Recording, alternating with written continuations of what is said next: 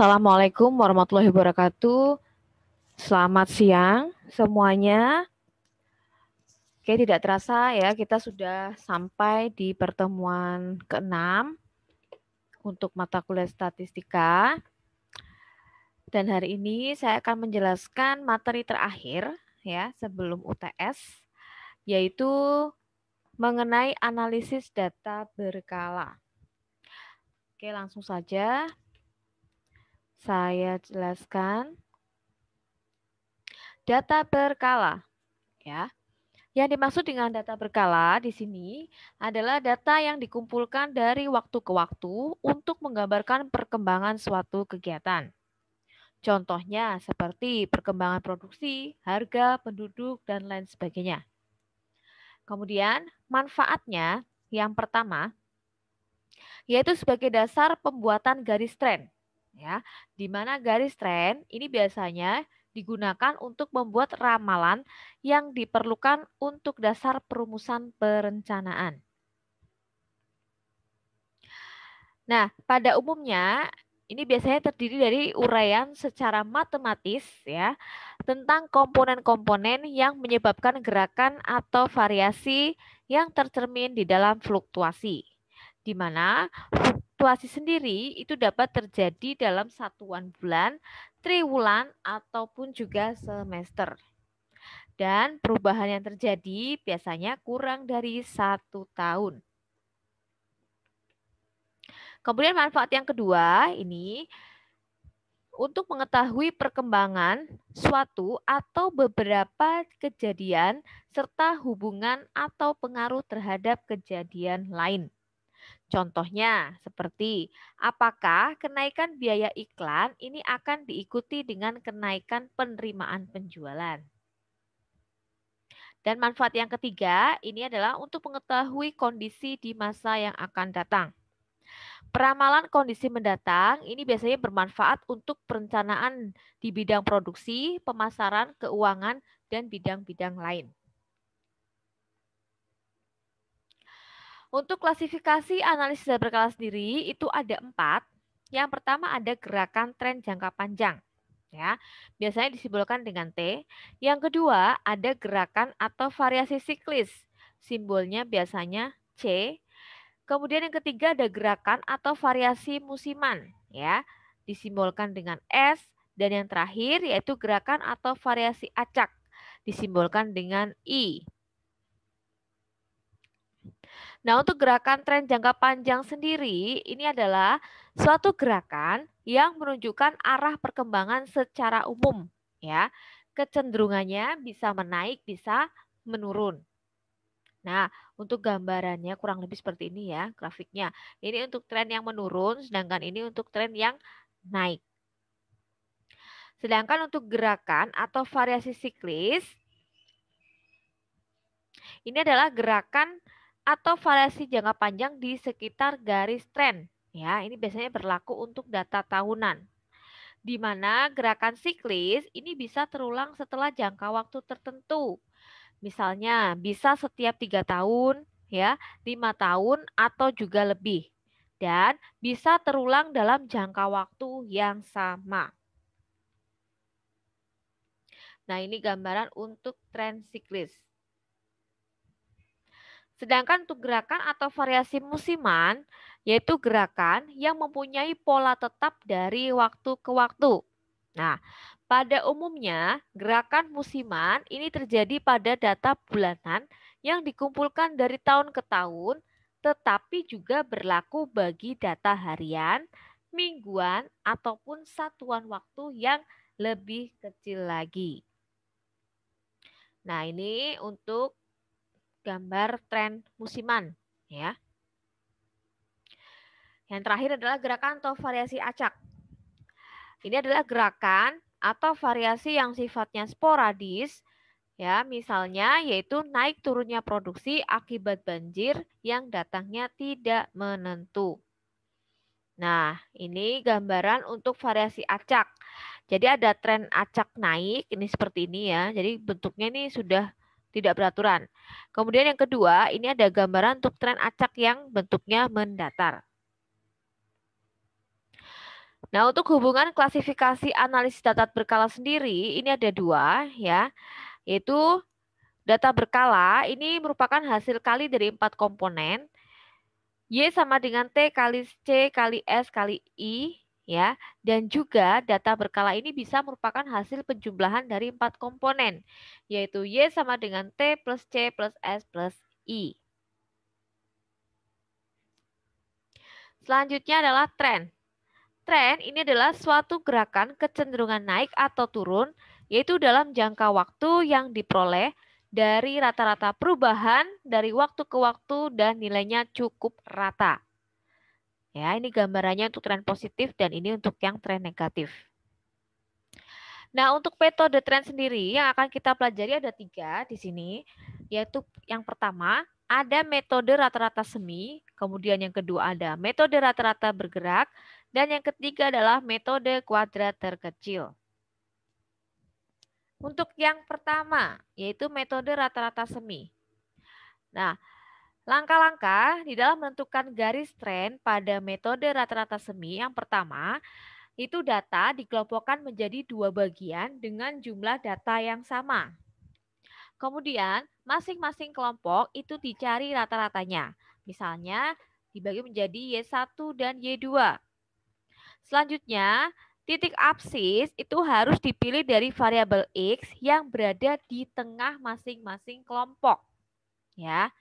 Dan yang keempat, titik koordinat ya, yaitu dari ini langkah kedua dan tiga, nanti dimasukkan di dalam persamaan Y sama dengan A plus BX.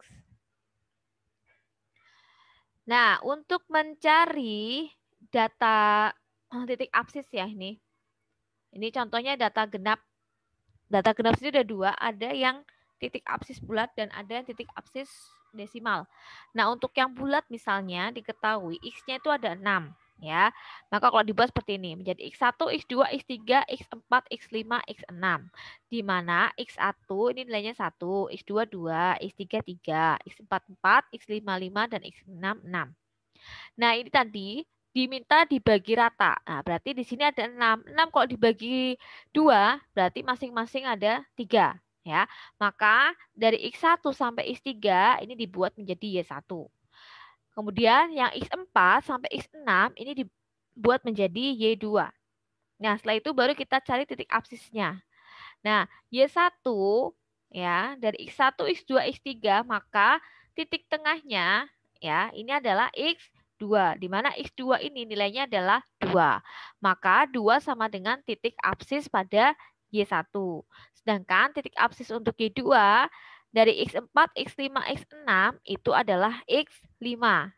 Dan nilai X5 sendiri adalah 5. Ya, maka titik absis untuk Y2 adalah 5. Selanjutnya untuk data genap. Nah, ini untuk data genap yang menggunakan titik absis desimal. Misalnya diketahui X-nya sama dengan 8. Ya, maka kalau dibagi 2, ya, berarti ada 4. Nah, maka dibentuk Y1-nya itu dimulai dari X1 sampai dengan X4. Kemudian Y2-nya dimulai dari X5 sampai dengan X8. Setelah itu baru masing-masing dicari nilai tengahnya. Ya, tengahnya mana? Nah, ini kalau dari X1 sampai X4, ini dibagi 2 lagi. Berarti tengahnya ini X2 dengan X3.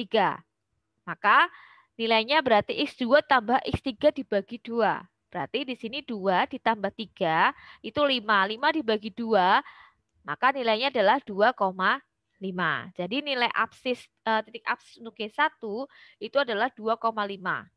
Sedangkan untuk yang Y2 di sini dari X5 sampai X8, maka titik tengahnya yaitu X6 ditambah dengan X7. Maka 6 ditambah 7 itu sama dengan 13. 13 dibagi 2 itu sama dengan 6,5. Maka titik absis untuk Y2 itu adalah 6,5. Kemudian bagaimana untuk data yang ganjil? Nah, untuk data ganjil, ini misalnya diketahui X-nya sama dengan 7. Ya, maka kita buat misalnya X1 sampai dengan X7. Nah, kita pecah. Ya, kita pecah. Dari ganjil itu kita diambil depan sama belakangnya. Kita ambil depannya 3. Ya, kemudian belakangnya juga diambil 3. Maka ada satu nilai tengahnya. Ya. Nah, kalau kita ambil depan 3, belakang 3, berarti depannya X1 sampai X3. Dari belakang berarti X7, X6, X5. Ya, berarti tersisa X4. Nah, maka yang tersisa ini berarti nanti yang dihapus. Ya. Kalau dihapus berarti tinggal tersisa Y1-nya yaitu X1 sampai dengan X3 dan Y2-nya adalah X5 sampai dengan X7. Nah, kalau sudah ketemu tinggal kita mencari titik absisnya. Y1 nilai tengahnya berarti X2. X2 nilainya adalah 2. Maka titik absis untuk Y1 adalah 2. Sedangkan untuk Y2, ya ini titik tengahnya adalah X6. Dan nilai X6 di sini adalah 6. Maka titik absis untuk Y2 adalah 6. Nah, kemudian kalau diterapkan ke dalam soal, misalnya di sini ada contoh, produk domestik bruto atau PDB atas dasar harga konstan tahun 1983, ya, seperti pada tabel di sini, diketahui tahun X dengan Y, PDB ini Y-nya. Yang diminta adalah buatlah persamaan garis tren dengan metode rata-rata semi. Kemudian ramalkan PDB untuk tahun 2000 dan 2001. Maka, nah kita buat ya tadi tabelnya. Ini ada tahun X dengan Y. Nah, kita buat rata-ratanya seperti tadi. Ya, di sini berarti datanya apa? Datanya adalah genap ya. Ini kalau dihitung 1, 2, 3, 4, 5, 6, 7, 8. Nah, 8. Ya. Nah, maka dibuat ya. Nah, ini 8 berarti harus dibagi dulu. Dibagi menjadi 2 bagian. Maka yang pertama adalah 0 ya, tahun 92 berarti sampai dengan 95. Ya, dari 0 sampai 3 ini. Kemudian bagian kedua yaitu dari tahun 96 sampai dengan 99, yaitu 4 sampai dengan 7. Nah, kemudian kita cari X1-nya. Nah, untuk mencari X1 ini dari tahun 92 sampai 95 ya. Maka ini kalau dibagikan 2 lagi berarti ada di 1 dengan 2. Maka 1 ditambah 2 dibagi 2. 1 tambah 2, 3. 3 bagi 2, maka nilainya 1,5. Ya. Sedangkan untuk X2-nya ini berarti mulai tahun 96 sampai 99. 4 sampai dengan 7. Berarti tengahnya adalah 5 ditambahkan dengan 6. 5 tambah 6 berarti 11. 11 bagi 2, 5,5. Ya. Nah, kalau X1, X2 ketemu maka kita cari Y. Nah, untuk mencari Y-nya, yaitu caranya tadi kan sudah dibagi ya 2. Nah, ini berarti dijumlahkan. Y-nya berarti dari tahun 92 sampai dengan 95. Berarti ini, tambah ini, tambah ini. Di total semua, ya, maka hasilnya 45714,1, kemudian dibagi. Dibagi 4 tahun ini. Dibagi 4, maka ketemunya 11428,5. Begitu juga untuk yang Y2-nya, sama. Yaitu mulai ini dijumlahkan sampai dengan sini. Ya, nanti ketemu hasilnya 55384,6 dibagi 4. Hasilnya adalah 13846,2. Ya. Maka didapatkan ini isinya 1,5 dengan 11428,5 dan untuk X2-nya di sini 5,5 dengan Y2-nya 13846,2. Setelah itu baru dimasukkan ke dalam persamaan. Ya, yaitu Y sama dengan A plus BX. Nah, tadi kan sudah ya, di sini ada. Maka dibuat A plus 1,5X sama dengan 11428,5. Ya, kita ambil dari sini. Ya. Kemudian persamaannya kedua yaitu A plus 5,5X sama dengan 13846,2. Nah, kemudian kita ini mau menghabiskan nilai B-nya ya. Nah, maka jadi yang ini mau dihabiskan ya.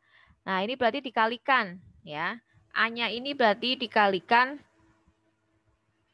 masing-masing ya 5,5.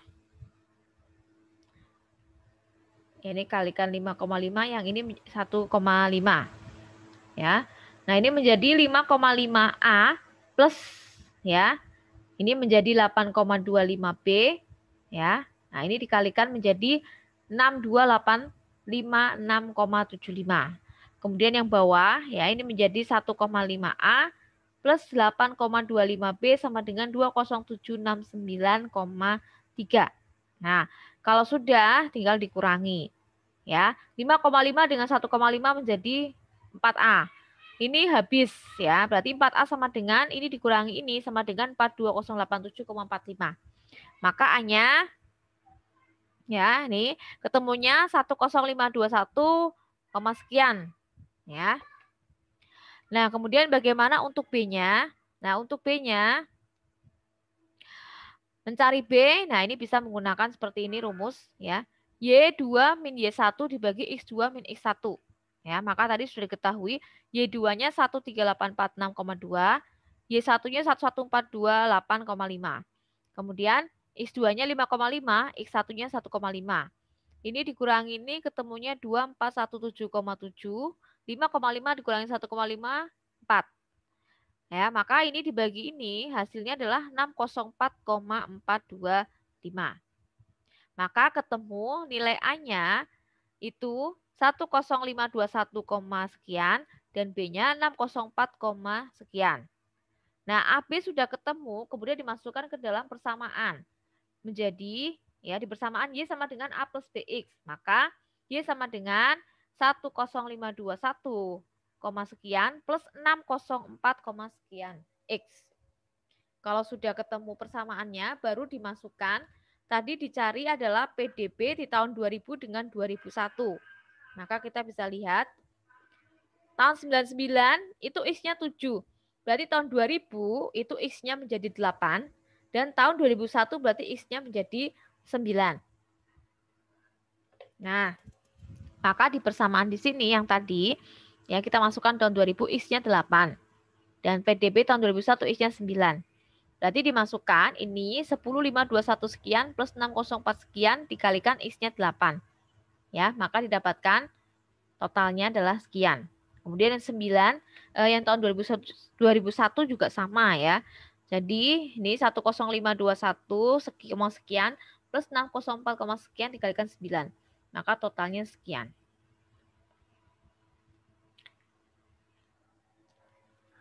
Selanjutnya adalah metode yang kedua adalah rata-rata bergerak. Rata-rata bergerak ini biasanya digunakan untuk memuluskan fluktuasi yang terjadi dalam data tersebut, di mana proses pemulusan ini disebut dengan pemulusan data berkala. Setiap rata-rata hitung dalam rata-rata bergerak ini disebut dengan total bergerak yang berguna untuk mengurangi variasi dari data asli. Di mana rumusnya ya, data berkala sebanyak N, yaitu di sini Y1, Y2 sampai dengan YN, maka rata-rata bergerak N waktu, baik itu tahun, bulan, minggu, hari, ini merupakan urutan rata-rata hitung, yaitu Y1 plus Y2 sampai dengan YN per N, ya, dan seterusnya ini. Nah, apabila rata-rata bergerak dibuat dari data tahunan atau bulanan sebanyak N waktu, maka rata-rata bergerak disebut rata-rata bergerak tahunan atau bulan dengan orde N, ya, yaitu banyaknya data untuk menghitung rata-rata bergerak. Nah, dengan menggunakan rata-rata bergerak untuk mencari tren, terjadi kehilangan beberapa data dibandingkan data asli. Artinya, banyaknya rata-rata bergerak itu menjadi tidak sama dengan banyaknya data asli. Sebagai contoh misalnya, di sini diketahui data penjualan suatu perusahaan disajikan dalam tabel, kurang lebih seperti ini ya. Yaitu tahun 89 sampai 99, penjualannya kurang lebih seperti ini. Yang diminta, buatlah rata-rata bergerak 4 tahun dan 5 tahun. Kemudian buat kurvanya di dalam satu grafik. Maka penyelesaiannya, ini tadi diketahui tahun, kemudian Y. Nah, untuk mencari rata-rata bergerak 4 tahun, itu mudah. Jadi tinggal dijumlahkan. Berarti kalau 4 tahun, nah dari tahun 89, berarti sampai dengan tahun 92. Ini kan 1, 2, 3, 4. Nah, ini tinggal dijumlahkan. 50 tambah 36,5 tambah 43,0 tambah 44,5. Dijumlahkan semua kemudian dibagi 4. Maka ketemu hasilnya 43,5. Selanjutnya ke bawah lagi. 36,5 ya ini terus dijumlahkan dengan 43,0 ditambah 44,5 ditambah 38,9. Ini di total semuanya, kemudian dibagi 4. Hasilnya adalah 40,7. Kemudian bawahnya juga sama. Bawahnya berarti tahun ini. Mulai ini ya, mulai ini 1 2 3 4 sampai sini. Ya. Dari sini sampai sini. Ya. Ini maaf apa namanya pagernya apa nih? Tandanya ini harusnya agak ke atas lagi ya. Ini kurang ke atas lagi. Jadi dari mulai sini sampai dengan sini. Ini sama. Ini dijumlahkan semuanya kemudian dibagi 4. Maka hasilnya sekian. Dan kalau sudah ke bawahnya lagi ya. Jadi 4 4 4 4. Ya. Seperti itu cara mengerjakannya. Kemudian bagaimana untuk 5 tahun? Nah, 5 tahun itu juga sama. Ya. Untuk yang 5 tahun juga sama. Berarti kalau 5 tahun kita buat dari D89 sampai dengan 93. Ya, berarti ini 50 tambah 36,5 tambah 43 tambah 44,5 tambah 38,9. Ini dijumlahkan semua, kemudian dibagi 5. Maka hasilnya adalah 42,6. Kemudian bawahnya juga sama. Berarti mulai tahun 90 sampai dengan 94. Ini dijumlahkan semua, kemudian dibagi 5. Maka hasilnya jadi 40,2. Setelah itu bawahnya lagi. Berarti 1, 2, 3, 4, 5. Ya. Nah ini jumlahkan lagi dibagi 5. Maka hasilnya adalah 39,4. Dan seterusnya seperti itu. Ya.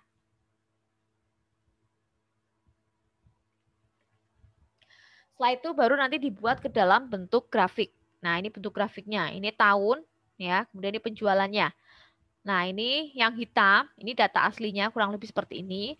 Yang biru ini adalah data untuk 4 tahun. Sedangkan yang merah ini data untuk 5 tahun. Ya, jadi terlihat perbedaannya. Jadi dari grafik ini bisa dilihat bahwa semakin besar derajat rata-rata bergerak, maka semakin mulus bentuk kurvanya. Maksudnya apa? Bahwa semakin berkurang fluktuasinya, maka tampak jelas adanya tren. Nah, dalam hal ini terlihat adanya tren menurun. Ya. Selanjutnya adalah metode yang terakhir, yaitu metode kuadrat terkecil. Metode kuadrat terkecil untuk mencari garis tren itu dimaksudkan suatu perkiraan atau taksiran mengenai nilai A dan B dari persamaan Y sama dengan A plus BX yang didasarkan atas data hasil observasi sedemikian rupa sehingga dihasilkan jumlah kesalahan kuadrat terkecil atau minimum. Ya, di mana semakin kecil nilai jumlah kesalahan kuadrat, maka semakin mendekati garis tren pada diagram pencar. Nah, untuk rumusnya, nah ini bisa menggunakan seperti ini ya. Kurang lebih seperti ini rumusnya. Nah, kemudian kalau diterapkan dalam soal, misal, diketahui produk domestik bruto atau PDB atas dasar harga konstan tahun 1983, ya, ini datanya. Diminta untuk buat persamaan garis tren dengan metode kuadrat terkecil. Kemudian ramalkan PDB untuk tahun 2000. Maka untuk menyelesaikan soal tersebut, nah tadi yang diketahui adalah hanya tahun dan PDB-nya atau Y-nya. Ya. Maka kita buat tabelnya tadi cuma tahun sama Y, berarti kita buat X-nya. Nah, X-nya kita mulai dari 1 ya. Kita mulai dari 1, berarti 1, 2, dan seterusnya. Berarti ini ada 8. Ya, X-nya ada 8. Kemudian habis itu, nah, kita buat tabel berikutnya adalah XY, berarti X dikalikan Y. Ya, berarti 1 kalikan 1014,9. Kemudian 2 dikalikan 1169,2, dan seterusnya. Kemudian yang terakhir adalah membuat X kuadrat. Ya, berarti ini 1 kuadrat 1, 2 kuadrat 4, 3 kuadrat 9, 4 kuadrat 16, dan seterusnya. Kalau sudah, kemudian kita jumlahkan semua. Ini X dijumlahkan semua, totalnya 36. Y dijumlahkan semua, totalnya menjadi sekian. X, Y ditotalkan semua, hasilnya sekian. Kemudian X kuadrat ditotalkan semua, hasilnya sekian.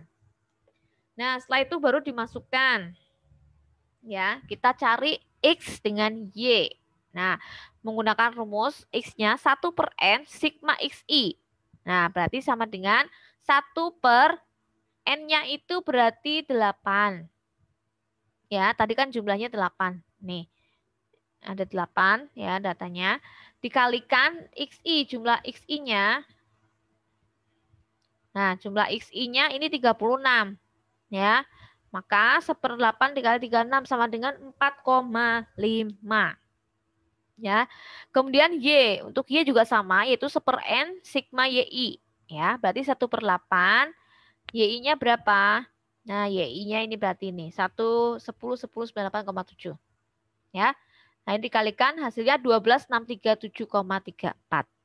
Nah, maka XY sudah ketemu ya. Setelah itu ya,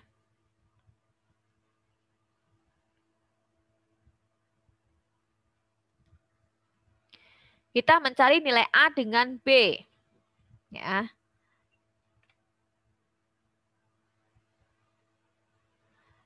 Nah, karena rumusnya itu menggunakan Y sama dengan A plus BX.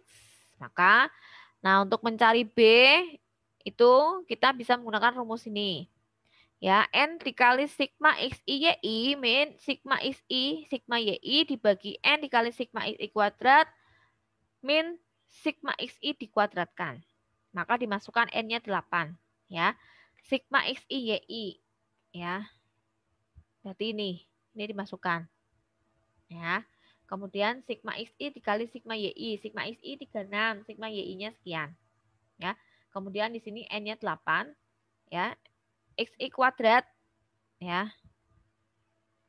Itu 204 ya. Kemudian ini sigma XI-nya ya. Sigma XI itu 36 dikuadratkan ya. Nah, kemudian ini dicari, nanti ketemunya B-nya itu 627,879. Nah, nilai B sudah ketemu, kemudian dimasukkan ke persamaan. Ya. Persamaan Y sama dengan A plus BX, maka ini dibuat untuk mencari A-nya menjadi A sama dengan Y min BX. Ya. Maka A sama dengan Y-nya berapa? Y-nya di sini 12.637,34. Ya, B-nya berapa? B-nya 627,879. Ya, X-nya mana? X-nya ini 4,5. Maka ketemu ya, ini dikalikan dulu. Kalau sudah, ini dikurangi hasilnya ini. Ya, maka ketemu A-nya 9811,88. Ya, jadi udah ketemu nih A, B. Ya, kemudian dimasukkan ke dalam persamaan. Y sama dengan A plus BX. Maka Y sama dengan A-nya berapa? A-nya 9811,88. B-nya berapa? B-nya 627,879 X. Ya. Nah, X ini nanti untuk mencari PDB-nya. Ya. Maka dimasukkan Y sama dengan ini tadi 9811,88 plus 627,88. X-nya berapa? Nah, untuk melihat X-nya di sini. Terakhir X-nya 8. Berarti tahun 2000 berarti X-nya menjadi 9. Ya, berarti X-nya 9. Nah, berarti ini dikalikan dulu kalau sudah dijumlahkan dengan ini. Maka ketemu Y-nya sama dengan 15462,8. Oke, untuk latihan soal, di sini ada 3 soal. Ya, silahkan dicoba dikerjakan. Yang pertama mencari soal metode rata-rata semi. Ya, di sini diminta tentukan tren ya dari data berikut menggunakan metode rata-rata semi. Di sini diketahui tahun dengan Y-nya. Soal yang kedua, ini adalah untuk metode rata-rata bergerak. Nah, dari hasil penjualan suatu perusahaan selama 10 tahun terakhir disajikan dalam tabel berikut. Nah, tabelnya seperti ini. Diminta adalah buat rata-rata bergerak 2 tahun, 3 tahun, dan 4 tahun. Kemudian buat juga kurvanya dalam satu grafik. Nah, latihan yang terakhir yaitu membuat metode kuadrat terkecil. Ya, ini juga sama soalnya. Ini sama soal dengan yang ini ya, soalnya sama, cuma beda metodenya. Yang kalau tadi membuat rata-rata bergerak, kalau yang ini diminta untuk membuat menggunakan metode kuadrat terkecil dan diminta untuk mencari ramalan hasil penjualannya di tahun 99. Oke, jadi itu saja yang bisa saya jelaskan ya untuk materi analisis data berkala. Nah, dengan berakhirnya metode analisis data berkala, maka selesai sudah materi statistika ya. Jadi nanti setelah UTS, nah tugas kalian adalah presentasi sesuai dengan materi yang sudah diberikan. Ya, sesuai dengan kelompoknya masing-masing.